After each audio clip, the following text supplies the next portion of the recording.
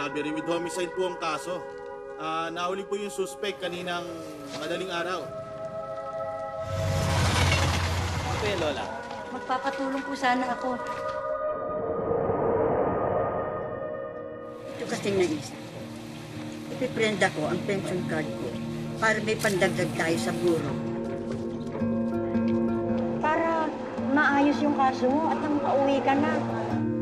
Ito nga, itlog na ito. Ito muna. Bibigay ko na.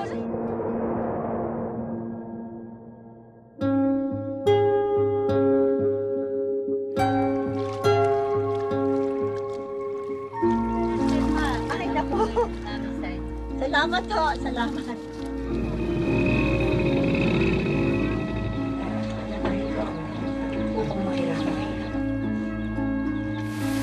Ano kaya kung tagapin na natin yung amicable settlement ng matanda?